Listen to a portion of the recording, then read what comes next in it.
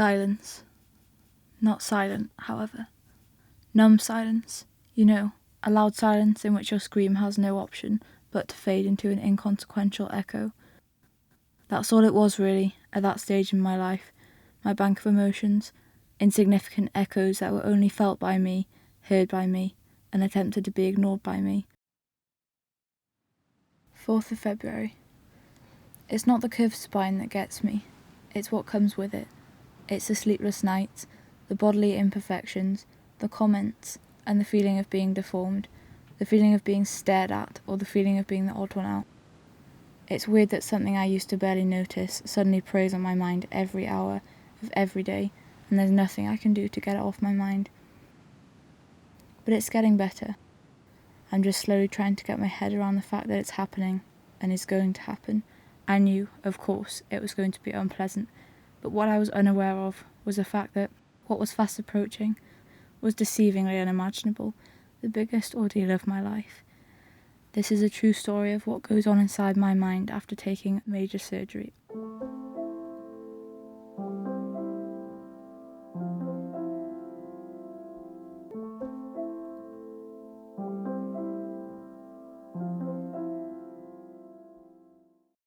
Scoliosis is a curvature of the spine, and when it gets to a certain point, even when you stop growing, it continues to grow and get bigger. So my curve was about 50 degrees, and that's kind of the boundary. They say 50 and above should have the operation because your spine will keep getting worse as you get older. So that made this decision twice as hard because I was like, is it even worth it? I knew it was going to be hard, and I thought,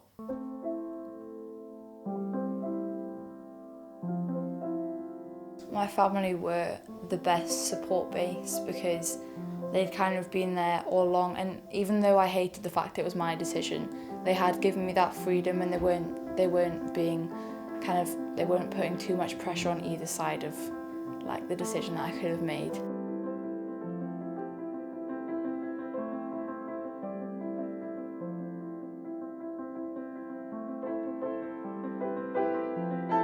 So when I was actually in hospital, I either had my mum or dad staying overnight, and I think it was my mum 6 nights and my dad just 1 because mum just wanted to stay.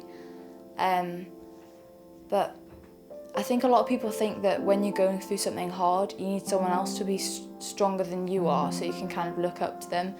But the fact that she was feeling it with me, it made me feel better because I knew that she felt the pain that I felt too.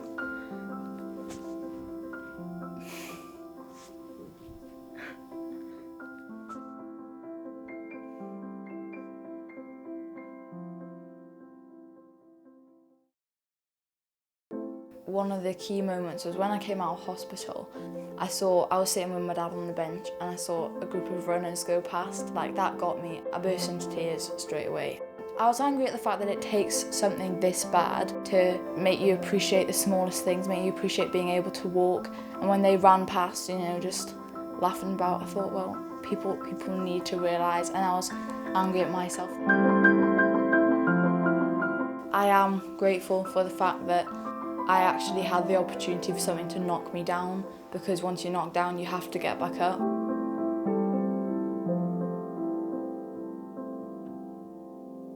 October. I may not be at my final destination yet, but I'm closer than I was yesterday, and tomorrow I will be closer than I am today. After all, happiness comes when you stop focusing on the things you can't do, and instead give thanks for all the things you can do. This operation has not only made me stronger, but it has given me the strength to endure pain mentally as well. You don't know how strong you are until being strong is the only choice you have. I am eternally grateful that the world knocked me over, but I got back up, and now it's my time to fly.